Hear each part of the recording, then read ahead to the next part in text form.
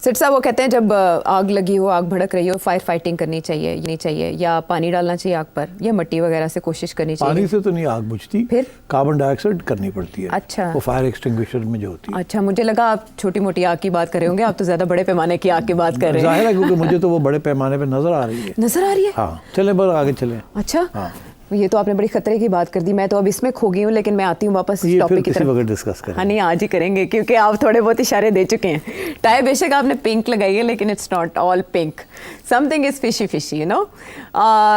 जो बात मैं करने जा रही थी वो जाहिर है जलसा पाकिस्तान तहरीक इंसाफ का 8 सितंबर को हो गया।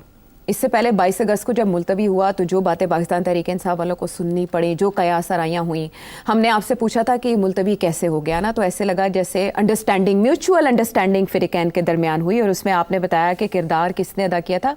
अली अमीन गंडापुर साहब ने, और उनसे रब्ता किया गया था। फिर उन्होंने बताया कि ऐसे ऐसे कर लें तो हो जाएगा, तो वो हो गया। अब जो 8 सितंबर को जलसा हुआ, उससे पहले जो कुछ हुआ अब तारीख का हिस्सा है, लेकिन अली अमीन गंडापुर साहब ही उसमें सबसे ज़्यादा गरजे बरसे, और उन्होंने ऐसे बयानात दिए जिनकी तपिश आज तक बरकरार है।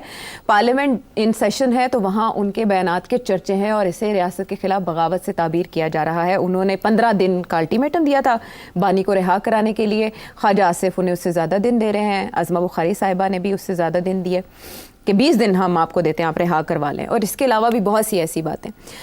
इन शॉर्ट, जहां आया एक, क्या बोलना चाहिए उसको, पुरस्रार सा एक फेज़, वो ये था कि अली अमीन गंडापुर साहब तकरीर के बाद गायब हो गए, लापता अफराद में शामिल हो गए, और खामोशी थी उनके एंड पे, मोबाइल भी नहीं मिल रहा था उनका।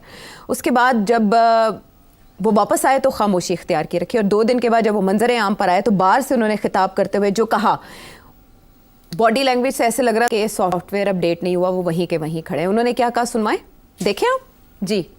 मुझे कहते हैं कि आपका लहजा बड़ा सख्त है, मैं लहजा नरम कर लेता हूँ, लेकिन मेरी सोच और मेरा नजरिया कभी भी कोई नहीं बदल सकता। जो मेरा नजरिया है उसके ऊपर मैं बात धीमे करूँ या मैं बात सख्त करूँ, मैं वो बात करूँगा, क्योंकि मुझे आज़ादी चाहिए। मैं सर झुकाऊंगा नहीं, कटवाऊंगा ज़रूर। मैं अपनी आज़ादी के ऊपर कंप्रोमाइज़ नहीं करूँगा। मैं आज़ाद हूँ, और अगर मैं आज़ाद हूँ तो मेरी आज़ादी मुझसे कोई ना छीन सकता है, मेरी ज़बान ना कोई बंद कर सकता है। मैं ऐलान करता हूँ यहाँ पर, आपकी अपनी पॉलिसी है तो अपनी पॉलिसी अपने घर में रखो। जिस पॉलिसी की वजह से मेरे लोग मर रहे हैं, मैं बता रहा हूँ कि मैं बहैसियत सुबह वफद भेज के मुलाकात करूँगा, उनके साथ बैठ के बात करूँगा। ये वो अली अमीन गंडापुर है जिनके बारे में तासुर था कि इनके इस्टेब्लिशमेंट के साथ भी बड़े अच्छे ताल्लुकात हैं, और ख्वाजा आसिफ तो ये कहते हैं कि बानी पीटीआई समझते थे गंडापुर के इस्टेब्लिशमेंट से राब्ते उनके काम आएंगे। और फिर अली अमीन गंडापुर साहब वो हैं जो एपेक्स कमेटी का इजलास या दीगर इजलास में अगर होते हैं तो किसी और तरह से पेश आते हैं, शहबाज शरीफ साहब से भी मिलते हैं तो और तरह पेश आते हैं। अब कुछ लोग ये समझ रहे हैं कि इन्होंने ये बातें करके बानी पीटीआई की मुश्किलात बढ़ा दी हैं, लेकिन बानी पीटीआई तो अली अमीन गंडापुर के साथ ही खड़े हैं। मुझे अब आपसे वे फॉरवर्ड जानना है कि इमरान खान साहब ने उसके बाद इस्टेब्लिशमेंट से बातचीत बंद कर दी। उन्होंने कहा 5-6 लोग थे, हमारे साथ धोखा हुआ है।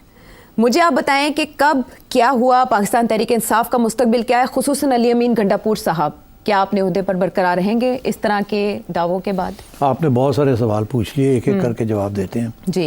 देखिए, पहले तो ये तबसरे बड़े चले हैं 2-3 दिन से कि जी ये कहाँ गायब हो गए।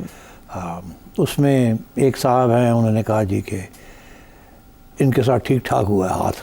हाँ जी, बिल्कुल यहाँ तक बात की उन्होंने। दूसरे साहब हैं, वो कहते हैं इन्हें कॉन्स्टिट्यूशन एवेन्यू पे कहीं कहीं कोई सेफ हाउस में ले गए या वहाँ बुला लिया गया, and so on and so fourth. मेरा ख्याल है ये इम्पोर्टेंट नहीं है कि कहाँ लेके गए, अच्छा, या कहाँ बुलाया। दो इम्पोर्टेंट बात ये है कि बुलावा आया और ये चले गए। हाँ, ये इम्पोर्टेंट बात है, खिंचे चले गए। हाँ, और ये भी इम्पोर्टेंट बात है कि उनका जो अमला था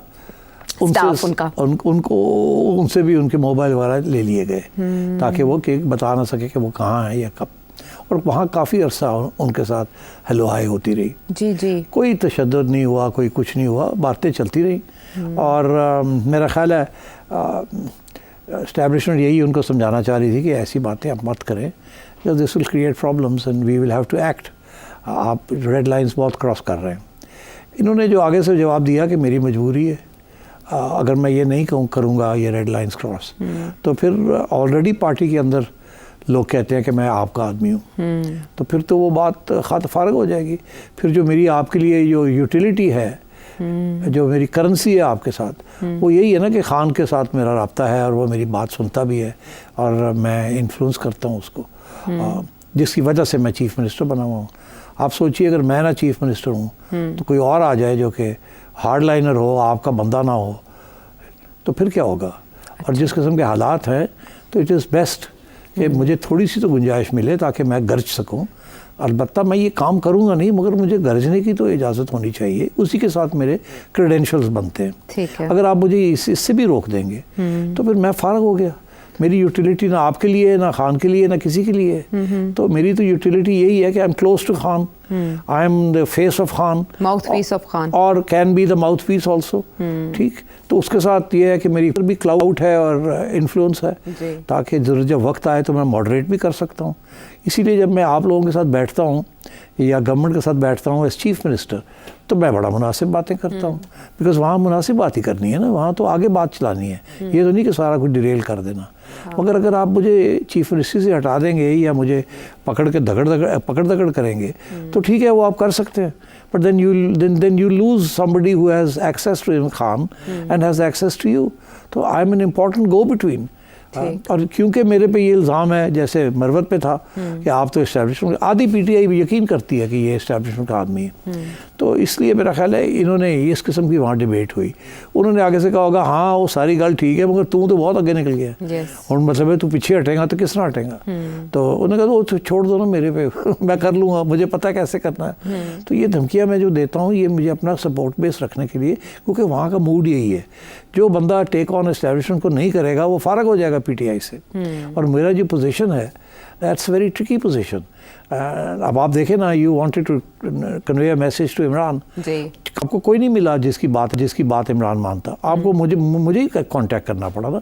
और मैंने आपको ये कहा कि देखिए अच्छी बात नहीं है कि मैं खान के पास जाऊं कैरिंग योर मैसेज, अलबत्ता मैं किसी को नॉमिनेट कर देता हूं और वो चला जाएगा खान के पास आपकी मैसेज लेके, और वो स्वाति को नॉमिनेट कर दिया। आपको याद होगा मैंने प्रोग्राम में कहा था कि राब्ता गंडापुर के साथ हुआ और गंडापुर ने आगे स्वाति को नॉमिनेट किया, और Swati out of the woods, वो तो किसी खाते में नहीं था, मगर वो जब गया खान के पास तो उसने जाके कहा कि ये पैगाम मैं लेके आया हूँ आपके लिए, एंड खान बिलीव्ड हिम।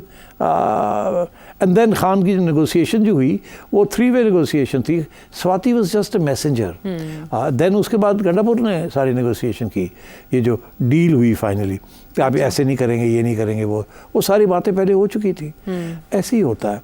अब सिचुएशन ये है कि गंडापुर साहब फिर वापसी पे उन्होंने फिर वही बात की कि मेरा अपने सॉफ्टवेयर की अपडेट की बात कर रहे हैं। वो कह रहे हैं कि मैंने जो मेरे दिल में है वो तो मैं दिल में रहेगा, आप जो मर्जी कर ले। तो ये देखें ना, this is for the public, this is for the PTI, he has to establish his credentials. वो ये पोजीशन नहीं छोड़ना चाहता। और मैं ये भी आपको बता दूं, ये गलत फहमी है, कुछ लोग कह रहे हैं कि इसके खिलाफ वोट ऑफ नो कॉन्फिडेंस होगा, ये होगा, नहीं होगा। उसकी वजह यह है कि he is a very useful asset to Khan sahab and to the establishment, इसलिए he is a very important player. वो खान साहब के लोगों को खान साहब के साथ रखता है, और उधर जब वक्त आता है तो इस किस्म भी डील करवा देता है, जैसे डील हुई कि जी 8 को नहीं होगा 14 को होगा, या जो भी वो डील 22 को नहीं होगा 8 को होगा, ऐसे। तो ये इसकी ये कारस्तानी है, and he has to stay hard liner for the PTI.